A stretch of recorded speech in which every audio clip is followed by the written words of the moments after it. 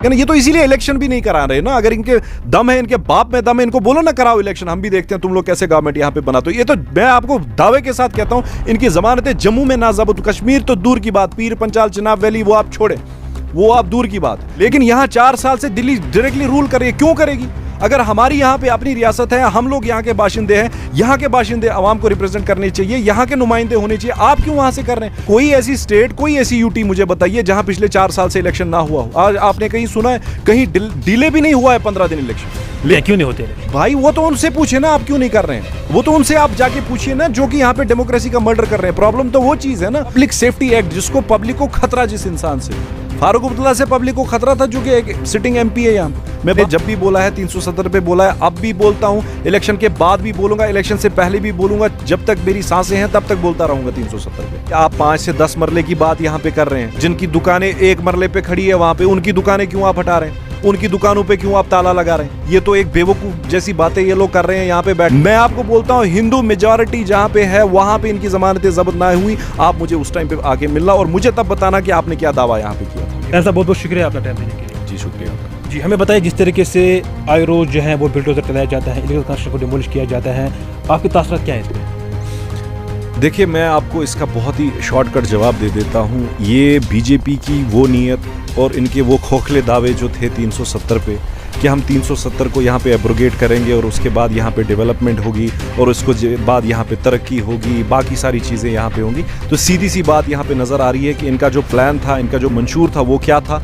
वो सिर्फ इतना था कि जम्मू कश्मीर की आवाम को ये परेशान करें। और इसमें दोषी खाली सेंट्रल गवर्नमेंट यहाँ पे नहीं है, जो यहाँ की बीजेपी है, जो यहाँ स्टेट में जो हमारी जम्मू कश्मीर में जो बीजेपी है, इसमें बराबर के शरीक वो लोग हैं। और यहाँ पे जो खोखले दावे इन सब ने किए थे कि अमन आएगा, शांति आएगी, डेवलपमेंट होगी, बिल्कुल भी सिर्फ इतना सा है कि यहाँ की जो बीजेपी गवर्नमेंट ने सेंट्रल गवर्नमेंट के इशारों पे नाच के यहाँ पे जम्मू कश्मीर की आवाम के साथ एक खिलवाड़ किया है और जम्मू कश्मीर के जज्बात के साथ यहाँ खेला है। आप देखिए, इससे बढ़कर कैसी बात होनी चाहिए कि यहाँ पे आप देखिए कि एक जो इंसान है बेघर किए जा रहे हैं। यहाँ पे तो रोजगार के वादे किए थे, रोजगार तो दूर की बात है, अब तो यहाँ पे तो छत चली गई है लोगों को अपनी। तो आप खुद ही इससे, मुझे नहीं लगता है इस पे कोई टिप्पणी करने की ज़रूरत है या इस पे कुछ बोलने की ज़रूरत है। ये सिर्फ बीजेपी के एक ऐसे मंसूबे हैं जिसमें सिर्फ जम्मू कश्मीर आवाम और पूरे हिंदुस्तान की आवाम को परेशान करने का इनका जो इरादा है, इनका जो मंसूबा है, वो सामने आया है। हिंदुस्तान को बाकी, अगर हिंदुस्तान की बाकी रियासतों की बात करेंगे, बाकी जगहों की बात करेंगे,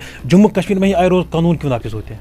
देखिए, वही तो बात है, मैं बार बार यही बात कह रहा हूं कि 370 का जख्म अभी हमारा ऐसा था कि अब हम सोचते थे कि शायद कुछ बदलाव आएगा, शायद अगर ये दावे कर रहे हैं कि यहाँ पे तरक्की होगी, यहाँ पे नौकरियाँ होंगी, बेरोज़गारी कम होगी, बाकी सारी चीज़ें होगी, जो कि बैरियर एक 370 यहाँ पे था, जो कि इनका दावा था, तो हमें भी लग रहा था कि हम भी देखें शायद क्या चीज़ थी। लेकिन जितने सारे कवानीन यहाँ पे इस टाइम पे लागू किए जा रहे हैं, वो तो पूरी जम्मू कश्मीर के पब्लिक के खिलाफ है।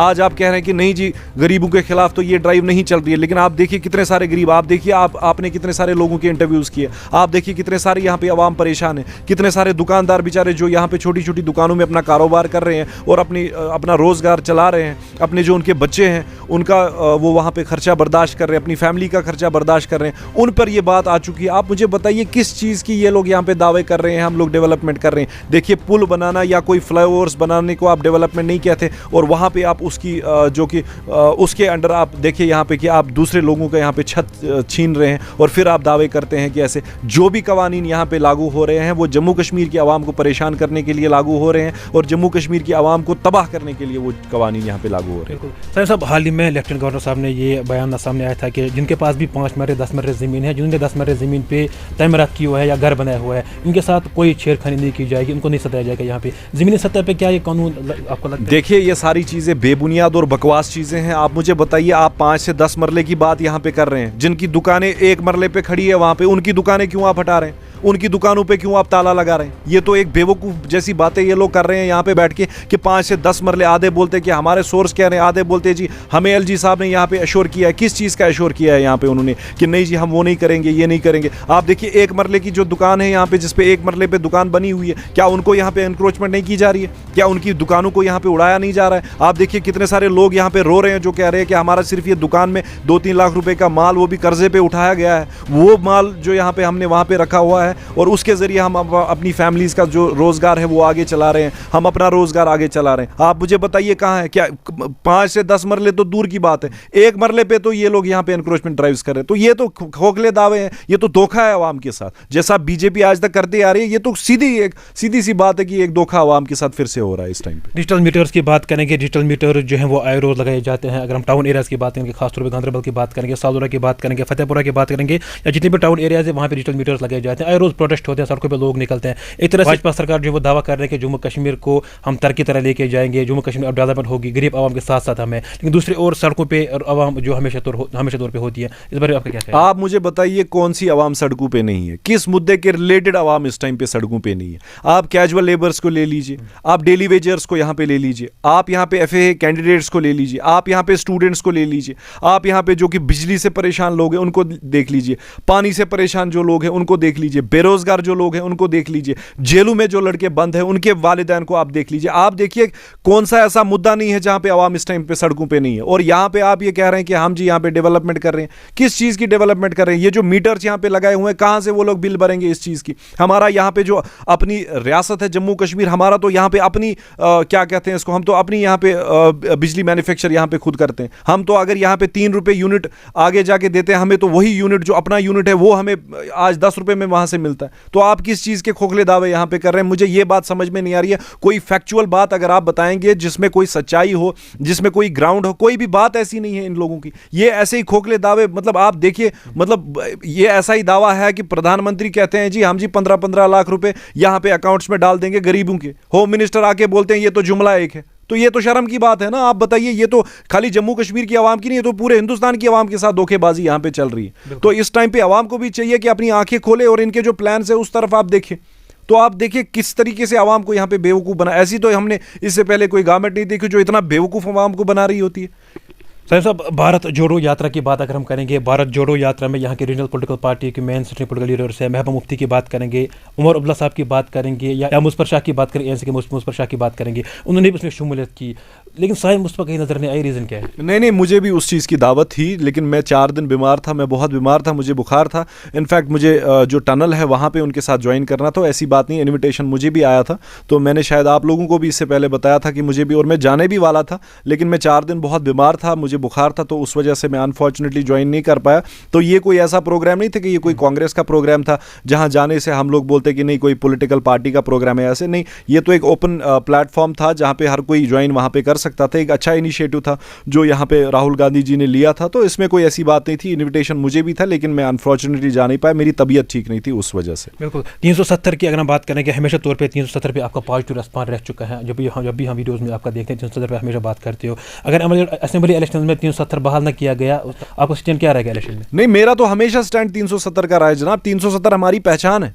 मैं तो पहले दिन से, आप देखिए जिस दिन 370 एब्रोगेट हुआ था, मुझे लगता था उसी टाइम पे मैं मीडिया में आना शुरू हुआ था। तब तक मैं मीडिया में ज्यादा नहीं आता था, मैं एक क्रिकेटर था, और 370 जो हमारी पहचान थी, हमारा वजूद था, उस बेसिस पे ही मैंने वो चीजें शुरू की। आप देखिए, मुझे लगता है मैं एक पहला इंसान हूं उस टाइम पे जिसने अपोज किया है, जब सारे लोग ये यहाँ पे बंद थे, जब बात करने की किसी को इजाजत नहीं थी, तब मैंने बोला है। आप देखिए मेरे पुराने इंटरव्यूज, मैंने किसी भी जगह 370 पे कॉम्प्रोमाइज नहीं किया है, ना आगे जाके करूंगा। देखिए मैं तो नहीं आपको बता रहा हूं कि 370 मैं वापस दिला सकता हूं, बट मुझे लगता है I will be the last person who will compromise on the basis of the 370। तो वो तो सवाल ही पैदा नहीं होता है। मैंने जब भी बोला है 370 पे बोला है, अब भी बोलता हूं, इलेक्शन के बाद भी बोलूंगा, इलेक्शन से पहले भी बोलूंगा, जब तक मेरी सांसें हैं तब तक बोलता रहूंगा 370 पे।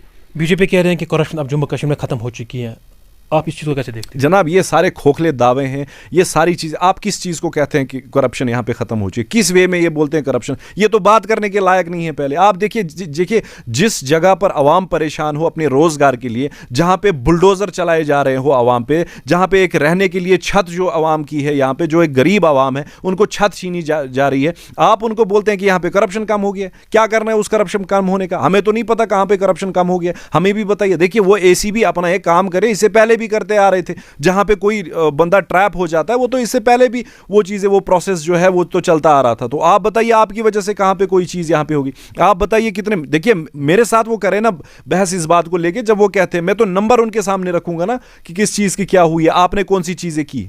तो किस चीज़ के ये लोग दावे करते हैं? ये उन चीज़ों की इनॉग्रेशंस करते हैं जो इससे पहले मुझे लगता है 8-10 साल पहले जो प्रोजेक्ट्स यहाँ शुरू हुए थे, चाहे वो कांग्रेस दौर में थे या पुरानी सरकारों के दौर में थे, उन प्रोजेक्ट्स को ये यहाँ पे अब इनॉग्रेट कर रहे हैं कि हाँ जी हमने किया है। हमें पता है जनाब, हम थोड़ी इनकी तरह अनपढ़ जमात यहाँ पे बैठे हुए, हमें नहीं पता है कि ये लोग किस चीज़ के खोखले दावे कर रहे हैं। ये बैठे मेरे साथ, मैं ये नंबर गिने, मैं इनको दे दूंगा बैठ के कि आपने यहाँ पे क्या किया है क्या नहीं किया। ऐसे थोड़ी है कि ये किसी को भी उठ के यहाँ पे बेवकूफ़ बनाते हैं, फिर 370 पे वो कहते हैं एक ही बात। देखिए इनका पहला वो घूम रहा होता है रविंदर रैना यहाँ पे बैठ के, वो पिछले 4 साल से बताया जा रहा है बीजेपी की सरकार बनेगी, बीजेपी की सरकार। बेवकूफ़ों की तरह, जोकरों की तरह ये लोग डांस कर रहे होते हैं। इन लोगों ने इनको भी बेवकूफ़ बना के रखा हुआ, जब तक बेड़ा गर्क इनने कर दिया है। इनको नहीं रहना कि मैं सोचता हूं क्या ये जम्मू कश्मीर की आवाम के बाशिंदे नहीं है जो यहां की बीजेपी चला रहे हैं? मैं सोचता हूं इनका ज़मीर कहां गया है? 4 साल से ये लोग जोकर बने हुए हैं, पीछे पीछे घूम रहे हैं, सेंटर का इंतजार करें कब इलेक्शन का बिगुल बजेगा। ये सिर्फ एक ही दावा कर रहे हैं, हमारा जी चीफ मिनिस्टर बनेगा, हमारा जी चीफ मिनिस्टर बनेगा।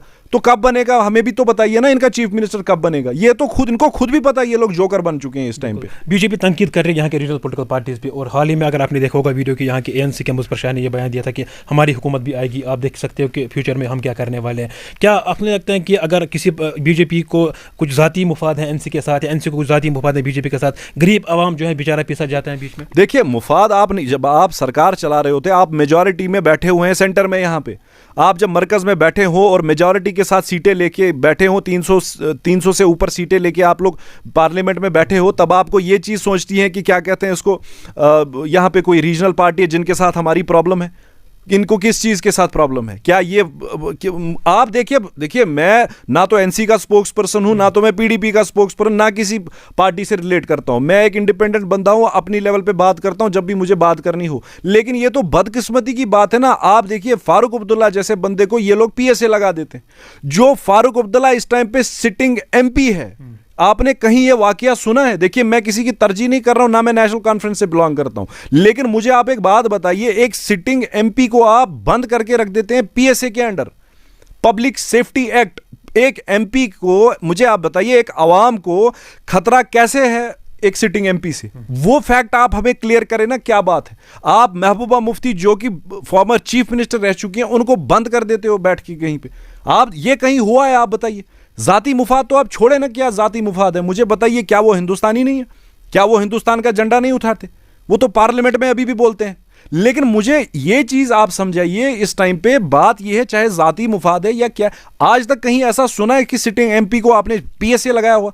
और पीएसए मैं आपको बार बार बता रहा हूं, पब्लिक सेफ्टी एक्ट, जिसको पब्लिक को खतरा जिस इंसान से हो।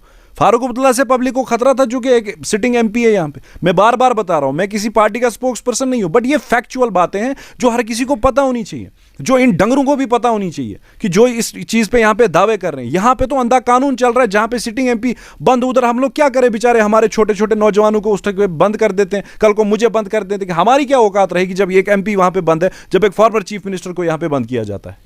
भारत जोड़ो यात्रा के बीच में हाल ही में महबूबा मुफ्ती का एक ट्वीट मैंने देखा था, जिसमें से उन्होंने साफ तौर पे लिखा था कि ट्वीट में उन्होंने ये जाहिर किया था कि 5 अगस्त 2019 के बाद कश्मीरियों ने आज राहत की सांस ली। कितना आप इसको मानते हो? देखिए राहत की सांस मुझे नहीं लगता अभी भी कश्मीरियों ने ली है। कहां से राहत की सांस हम लोगों ने ली? हम तो परेशान हैं। आप खुद सोचिए, आप अभी मुझे खुद बता रहे थे कि देखिए इतने सारी चीजें हैं, सारे लोग परेशान हैं, सारे लोग सड़कों पे हैं। आप देखिए कितना सारा हमारा, मुझे लगता है हर कोई तबका हमारा इस टाइम पे सड़कों पे जो यहाँ पे परेशान है। तो चैन की सांस क्या ली? हाँ, अब थोड़ा बहुत ये चीज हो गया कि नहीं जी, थोड़ा लोग बाहर आ गए और वहां पे उस यात्रा में वो चल सके, बट उसका मतलब तो ये नहीं ना कि हम चैन की सांस यहाँ पे ले रहे हैं। हम तो परेशान है, हमारे लोग परेशान है, कोई रिप्रेजेंटेटिव नहीं है जहां पे लोग जा पाते हैं। ये डंके बजा रहे हैं, मुझे समझ में नहीं आता। कभी बोलते हैं कि हाँ जी हमने यहाँ पे मिलिटेंसी फ्री कश्मीर कर दिया, हमारे जी यहाँ पे कोई मिलिटेंसी नहीं है, जीरो हो गया। कभी बोलते हैं अब जी देखेंगे हम सिक्योरिटी वाइज इलेक्शंस कब कराएंगे। क्यों नहीं करा रहे? अगर यहाँ पे इनको लगता है कि नहीं जी हालात यहाँ पे ठीक है, ये डंके बजा रहे हैं, चलिए जी ठीक है, हम भी मान लेते हैं, चलिए जी हाँ जी ठीक है, फिर कराएं ना। आप मुझे बताइए कोई स्टेट आपने देखी है हिंदुस्तान की, कोई यूटी, कोई स्टेट मुझे आप बताइए जहां पिछले 4 साल से इलेक्शन ना हुआ हो? आप मुझे बताइए ऐसी कोई स्टेट जहां पे डायरेक्टली दिल्ली रूल कर रही है? क्यों नहीं होते इलेक्शन? भाई वो तो उनसे पूछे ना, आप क्यों नहीं कर रहे हैं? वो तो उनसे आप जाके पूछिए ना, जो कि यहाँ पे डेमोक्रेसी का मर्डर कर रहे हैं। प्रॉब्लम तो वो चीज है ना, उसका जवाब हम तो नहीं देंगे ना। हम भी तो परेशान है ना, ये कर क्या रहे हैं? मतलब आप, मैं आपको बार बार बताऊं, कोई ऐसी स्टेट, कोई ऐसी यूटी मुझे बताइए जहां पिछले 4 साल से इलेक्शन ना हुआ हो। आज आपने कहीं सुना है कहीं डिले भी नहीं हुआ है 15 दिन इलेक्शन, लेकिन यहां 4 साल से दिल्ली डायरेक्टली रूल कर रही है। क्यों करेगी? अगर हमारी यहां पे अपनी रियासत है, हम लोग यहां के बाशिंदे हैं, यहां के बाशिंदे आवाम को रिप्रेजेंट करने चाहिए, यहां के नुमाइंदे होने चाहिए, आप क्यों वहां से कर रहे हैं? फिर आप कभी वो रीजन दे देते हैं, कभी ये रीजन, कभी डिलिमिटेशन का, कभी जी वोटर रोल्स का। अब तो सारा कंप्लीट हो गया, अब क्यों नहीं करा रहे हैं? तो वो तो आप भी इनसे पूछिए ना, जनाब क्या मसला है, आप क्यों नहीं करा रहे हैं? अब तो अगर आपको लगता है एनवायरमेंट अच्छा है, आप यहां से बता रहे हैं हाँ जी मिलिटेंसी फ्री हो गई, अब तो कुछ भी नहीं है, खत्म हो गई है ऑलमोस्ट, तो कराएं ना, फिर किस चीज का इंतजार कर रहे हैं? या तो आप बताइए नहीं अभी भी है, हम उस चीज को टैकल नहीं कर पा रहे हैं। अगर आप बता रहे हैं हाँ जी हमने टैकल उस चीज को किया, तो कराएं। दो में से तो एक बात बताएं ना, बेवकूफ तो ना बनाए ना आवाम को, लेकिन आवाम को भी पता है ये सब बेवकूफ है। बिल्कुल, आज नहीं तो कल असेंबली इलेक्शन होंगे। अगर इक़्तिदार में आप आए, इलेक्शन आपने जीता, गांधरबल की आवाम के लिए सबसे पहले क्या कुछ करोगे आप? देखिए वो तो गांधरबल के मुद्दे मुझे पता है, मैं कोई ऐसी फैमिली से नहीं हूं, मेरा एक सियासी बैकग्राउंड रह चुका है। मेरे ग्रेट ग्रैंडफादर को शेर गांधरबल कहते थे, गवर्नर लद्दाख रहे हैं, पहले मेंबर पार्लियामेंट रहे हैं कश्मीर डिवीजन से, तो मुझे कोई नया गांधरबल नहीं देखना। गांधरबल में सबसे पहले क्या कुछ करने की जरूरत है? देखिए गांधरबल में बहुत सारी चीजें हैं, मैं आपको बताता हूं कि एक ही चीज नहीं, आप बता रहे हैं कि एक पर्टिकुलर आप चीज बताइए, बहुत प्रॉब्लम्स है। मैं आए दिन देख रहा हूं गांधरबल में जितनी सारी अभी मुश्किलात हैं, उन पे बहुत ज्यादा नजरसानी करने की जरूरत है। और बहुत सारी चीजें आप देखिए, पहला ही हमारा जो कि मुद्दा है रोड वाइडनिंग का है। यहां से हमें अगर स्किम्स जाना पड़ता है, हॉस्पिटल क्या कहते हैं हमें रेफर करते हैं, तो हम देखिए 1.5 घंटा वहां तक लगता है ट्रैफिक जैम की वजह से। और पहली बात बदकिस्मती तो ये है, हम लोग जब यहां हॉस्पिटल में जाते हैं, किसी को छोटी सी भी कोई प्रॉब्लम होती है, अगर कोई गिर जाता है, उसको सिर में चोट आती है, बात कर रहा होता है, सीटी स्कैन मशीन हमारे पास यहां पे नहीं है। आप देखिए किस चीज का मैं आपको बताऊं, मैं कितनी चीजें आपको गिनवाऊं। देखिए वो एक अलग मुद्दा है, आपको जिस दिन वो टाइम हो आप मुझे बताइए, मैं आपको I will give you the numbers, मैं आपके सामने वो चीज रखूंगा, फिर आप देखिए कितनी ज्यादा प्रॉब्लम्स गांधरबल में है, और इससे किस किस चीज पे हमें यहां पे बात करनी चाहिए, और क्या क्या चीजें हमें यहां पे गांधरबल के लिए करनी चाहिए। एक आखिरी सवाल है कि बार बार बुलडोजर चलाने से क्या आपको लगता है कि जम्मू कश्मीर इससे अमन होगा? और जनाब जिसका घर छीना जा रहा हो, जिसकी छत छीनी जा रही हो, जिसका रोजगार का जो उसका मंसूबा है वो छीना जा रहा हो, आप मुझे बताइए उसे कहां से अमन आएगा जी? कैसे चीजें ठीक होंगी? आप एक बंदे को, मैं अपने घर में इस टाइम पे बैठा हुआ हूं, मेरे घर से अभी बुलडोजर लगेगा, मुझे कहेंगे निकल जाओ जी सड़क पे, शड़ में रहो, तो कैसे अमन आएगी? ये तो इनको समझ आएगा ना, ये तो इसीलिए इलेक्शन भी नहीं करा रहे ना। अगर इनके दम है, इनके बाप में दम है, इनको बोलो ना कराओ इलेक्शन, हम भी देखते हैं तुम लोग कैसे गवर्नमेंट यहां पे बनाते हो। ये तो मैं आपको दावे के साथ कहता हूं, इनकी जमानतें जम्मू में ना जब्त, कश्मीर तो दूर की बात, पीर पंचाल चिनाब वैली वो आप छोड़े, वो आप दूर की बात है। मैं आपको कहता हूं जम्मू में अगर इनकी जमानतें, और हिंदू मेजॉरिटी जहां पे, यहां पे बात इस टाइम पे, मैं क्योंकि बीजेपी ने हमेशा कोशिश की कि यहां पे जो अवाम है वो बटे, हिंदू मुस्लिम जितना सारा मज़ाहिब है उसके नाम पे बटे। मैं आपको बोलता हूं हिंदू मेजॉरिटी जहां पे है वहां पे इनकी जमानतें जब्त ना हुई, आप मुझे उस टाइम पे आके मिलना और मुझे तब बताना कि आपने क्या दावा यहां पे किया था।